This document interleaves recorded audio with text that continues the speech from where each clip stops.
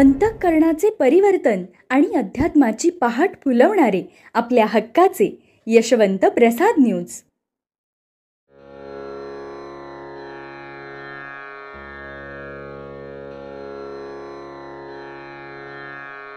पुंडलिक वरदा हरिविठ्ठल, श्री ज्ञानदेव तुकाराम, पंढरीनाथ भगवान की जय.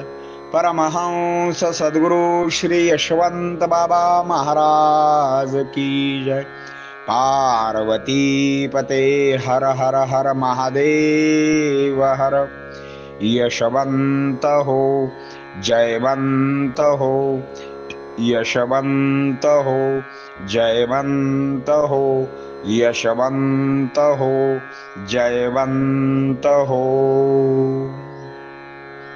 सज्जन हो, आज 30 सप्टेंबर.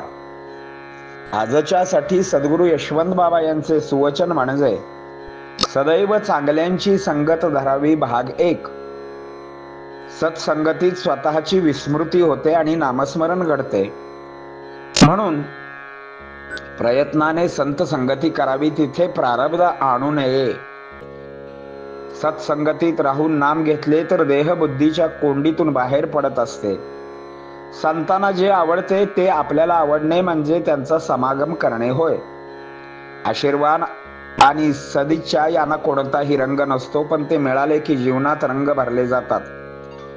मनाचे भांडवल मोठे असले की सुखाचा तोटा कधीच होत नाही. जगात अध्यात्म उत्कर्षासाठी सर्वात मोठे व सर्वात फायद्याचे साधन म्हणजे संत संगती होय. एकदा नारदांची स्वारी भगवंतांना विचारते, संत संगतीमुळे नेमका काय फायदा होतो?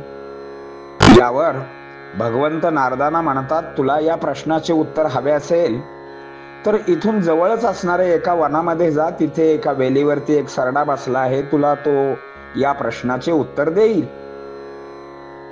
भगवंतांच्या आज्ञेप्रमाणे नारदांची स्वारी वनात गेली. सरड्याच्या समोर आले. दोघांनी एकमेकाकडे पाहिले आणि उत्तर देण्या अगोदरच सरडा पटकन खाली पडल्यावर जागेवरती मेला. नारदांना दुःख व आश्चर्य वाटले. पुन्हा ते भगवंताच्याकडे आले. झाला प्रकार सांगून पुढे म्हणाले, आता काय करावे? भगवंत पुन्हा म्हणतात, त्याच वनात जा. एका झाडाखाली एक शुक अर्थात पोपट बसलाय, तो तुला याचे उत्तर नक्की देईल. नारद महर्षींची स्वारी पुन्हा वनात आली. पोपटांच्या समोर उभी राहिली. हिरवागार पोपट, त्याची लाल धारदार चोच, कंठावरती नक्षीस फार सुंदर दिसत होता. नारदांना पाहिले आणि तोही पोपट एका क्षणात गतप्राण झाला. नाराज नारद पुन्हा ताबडतोब भगवंतांच्याकडे आले. भगवंता, हे काय लावले आहे तुम्ही?